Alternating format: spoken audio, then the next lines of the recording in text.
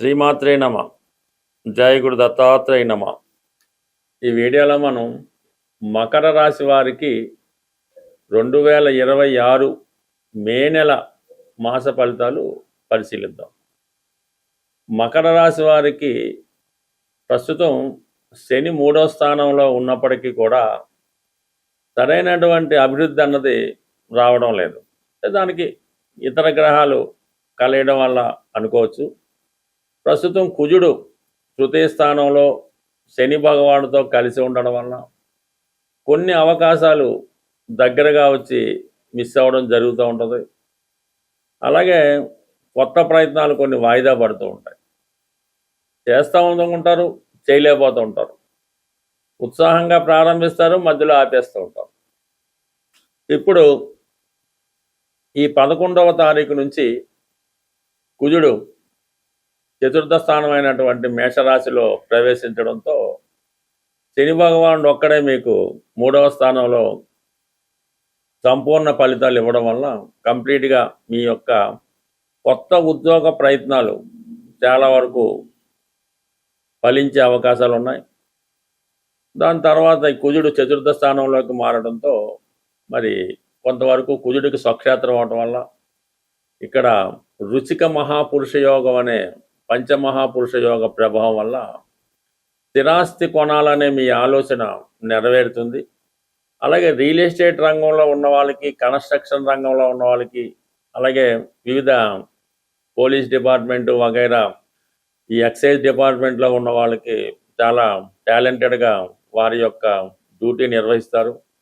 అనూహ్యంగా మీకు మీ యొక్క ఎసెట్స్, మీ దగ్గర ఉన్నటువంటి ఆస్తుల విలువ పెరగడం వల్ల మీకు వ్యక్తిగతంగా మార్కెట్లో మీ వాల్యూ కూడా పెరిగే అవకాశం ఉంది. కంప్లీట్గా మీరు స్థిరాస్తి మీద పెట్టుబడి పెట్టడం కూడా ఈ సమయంలో జరుగుతూ ఉంటుంది.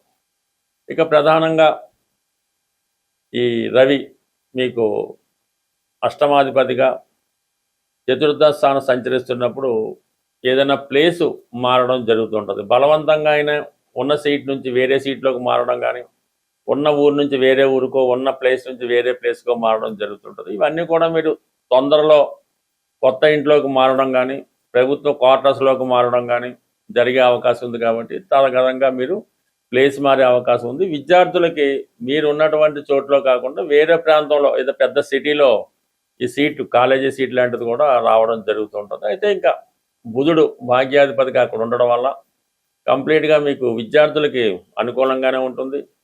అయితే కొన్ని కొత్త అవకాశాలు కూడా మీకు రావడం జరుగుతూ ఉంటుంది. ఇదే కాంబినేషన్ అంతా కూడా 15వ తారీఖున మే 15 తర్వాత 5వ స్థానంలోకి రవి అలాగే బుధగ్రహం కూడా మారడం జరుగుతూ ఉంటుంది. ఇది సాధారణంగా మీరు ఉద్యోగంలో మారాలనే మీ ఆలోచన చాలా వరకు నెరవేరుతుంది. కొన్ని కొత్త అవకాశాలు కూడా మీకు రావడం జరుగుతూ ఉంటుంది. ఇక ప్రధానంగా 6వ స్థానంలో శుక్రుడు మే నెల 14 వరకు ఉండడం వల్ల చాలా వరకు మీకు ఈ 5వ స్థానంలో ఉన్నటువంటి శుక్రగ్రహ ప్రభావం ఏంటంటే ప్రేమికులకి మీ మనసులో మాట మీ యొక్క ఇష్టమైన వారికి చెప్పడానికి కానీ, అవతల వారు మీకు ప్రపోజ్ చేయడానికి కానీ 5లో ఉన్నటువంటి శుక్రుడు చాలా వరకు ప్రేమికులకి అనుకూలించే అవకాశం ఉంది. 14 తర్వాత శుక్రుడు 6వ స్థానంలోకి మారుతూ ఉన్నాడు. అక్కడ ఉన్నటువంటి గురుగ్రహంతో కలియడం వల్ల ఇది స్త్రీలకి ఉద్యోగ ఉపాధి అవకాశాలు పెంచుతూ ఉంటుంది. మీరు ఒక ఇంటర్వ్యూకి అటెండ్ అయినా, లేదంటే పెళ్లి విషయంలో అయినా సరే, మొత్తం మీద 6వ స్థానంలో కొన్ని విభేదాలు దగ్గర బంధువులతో వచ్చినప్పుడు కూడా అది ఆటోమేటిక్గా మీకు విజయాన్ని ఇవ్వడం జరుగుతూ ఉంటుంది. కొత్త ఉద్యోగ ప్రయత్నాలు చాలా వరకు ఫలించే అవకాశం ఉన్నది. అలాగే సంపాదన పెరుగుతూ ఉంటుంది అన్నమాట. మీరు 2 రకాలుగా కష్టపడి ఇంకా ఎక్కువ శ్రమపడి మీ యొక్క ఆదాయాన్ని పెంచుకోవడానికి కూడా ఈ గ్రహస్థితి మారుతూ ఉంటుంది. అంటే చాలా వరకు ఈ నెలలో ఈ గ్రహాలు కొన్ని సొంత స్వక్షేత్రాల్లోకి మారడం, ఇవన్నీ కూడా ఈ రాశి వారికి కొంతకాలంగా ఎదురవుతున్నటువంటి ఇబ్బందుల నుంచి చాలా వరకు బయటపడే సూచనలు కనబడుతూ ఉంటాయి. అయితే ఎక్కువగా ఈ కుటుంబ స్థానంలో ఉన్నటువంటి కేతువు ఈ కుటుంబ సభ్యుల మధ్య వచ్చినటువంటి విభేదాలు, మీ మాట కుటుంబ సభ్యులు వినకపోవడం, ఎవరు ఇష్టం వచ్చినట్టు వాళ్ళు ప్రవర్తించడం, ఇవన్నీ కూడా మీకు చాలా నిరాశ కలిగిస్తూ ఉంటాయి.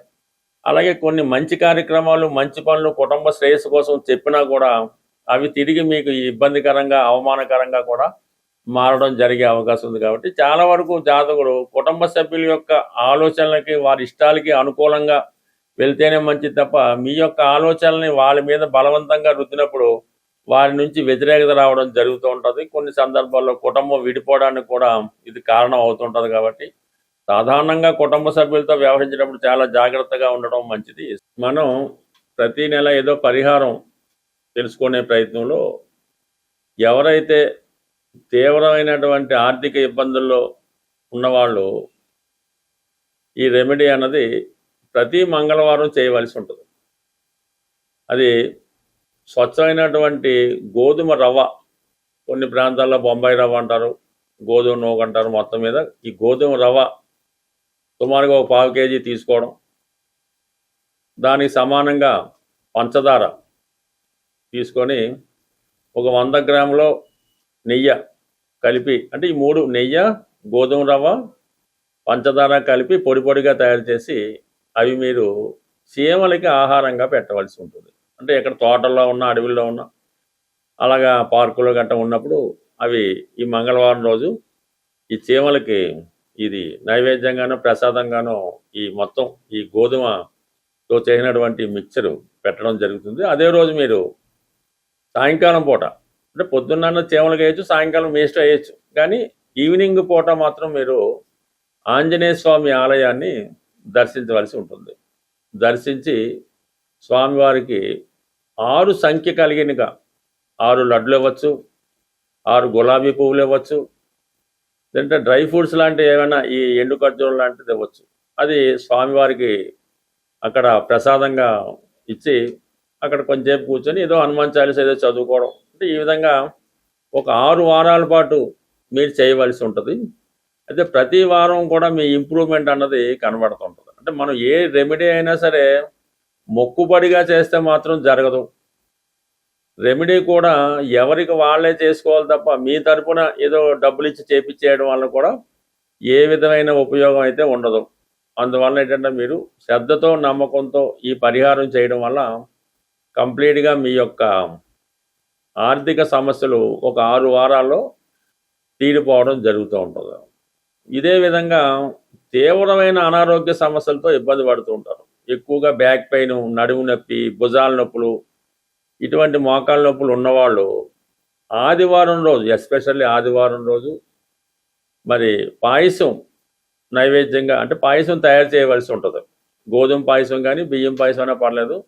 ఆదివారం రోజు తూర్పు దిక్కున ఉన్నటువంటి సూర్య భగవానుడికి నైవేద్యంగా పెట్టి అది మీ కుటుంబ సభ్యులే తీసుకోవడం జరగాలి. అంటే కేవలం 3 వారాలు మాత్రం ఈ సూర్య భగవానుడికి పాయసం నైవేద్యం పెట్టడం వల్ల ఓపిక ఉంటే ఆదిత్య ఉదయం వినడం. అయితే ఆదివారం కంప్లీట్గా మీరు నియమంగా ఉండాలి. ఎన్వి అది మానేయడం, అలవాట్లు ఏమన్నా ఉంటే పక్కన పెట్టడం. ఈవెన్ పాన్ కిల్లి నవలేవారు కూడా ఆ రోజు కిల్లి నవలడం అన్నది మానేసి కొద్దిగా పవిత్రంగా జాగ్రత్తగా ఉండడం వల్ల ఇది అనారోగ్యపరంగా ఉన్నటువంటి మీ సమస్యలకు శాశ్వత పరిష్కారం అన్నది రావడం జరుగుతూ ఉంటుంది. అలాగే ఇప్పుడు ఈ ఇంకా మీకు బెటర్గా కావాలంటే ఇప్పుడు ఈ ఆదివారం రోజు కానీ, ఈ ఇందాక చెప్పిన మంగళవారం రోజు కానీ గోశాల దర్శించి, అంటే గోశాలలో మీరు కొంత సేవ చేయవలసి ఉంటుందన్నమాట. అది అక్కడ ఉన్నటువంటి శుభ్రం చేయడం, శుభ్రంగా ఆవుకి స్నానం చేయించడం, కాళ్ళకి అది అంటే గోసేవ చేయవలసి ఉంటుంది. గోవికి నచ్చే విధంగా మీరు ప్రవర్తించడం వల్ల, గోవికి కొంత ఆహారం తినిపించడం వల్ల కనీసం ఒక 40 నిమిషాలు, గంటన్నా ఆ గోశాలలో మీరు కాలం గడపడం వల్ల మీలో ఉన్నటువంటి నెగిటివ్ ఎనర్జీ లాంటిది, దుష్ట శక్తులు ఏమైనా ఉంటే అవి కంప్లీట్గా వెళ్ళిపోయి మీకు ఒక మంచి స్వచ్ఛంగా రావడం జరుగుతుంటుంది. మంచి గాలి పీల్చడం వల్ల మీకు మరి అది స్వచ్ఛతగా ఉంటుంది. అప్పుడు మీకు భగవంతుడి యొక్క అనుగ్రహం తొందరగా లభిస్తూ ఉంటుంది అన్నమాట. ఇది అంటే మిమ్మల్ని మీరు శుద్ధి చేసుకోవడం వల్ల భగవంతుడి యొక్క అనుగ్రహానికి తొందరగా రావడం, శుభగ్రహాలు మీకు అనుకూలంగా పనిచేయడం, దుష్టగ్రహాలు మీకు వ్యతిరేకంగా దూరంగా వెళ్ళడం, ఇవన్నీ జరిగే సూచనలు ఉంటాయి. కాబట్టి కంప్లీట్గా నమ్మకంతో ఈ రెమెడీ, ఇవన్నీ కూడా సూర్యుడికి సంబంధించినవే, కానీ సూర్యుడే ధనాన్ని ఇవ్వగలడు, సూర్యుడు మాత్రమే ధనం ఇవ్వగలడు. అందువల్ల ఏంటంటే మీరు ఈ విధంగా చిన్నపాటి రెమెడీ నమ్మకంతో చేసుకుంటే కంప్లీట్గా మీ యొక్క సమస్యలకి పరిష్కారం దొరుకుతుంది. స్వస్తి.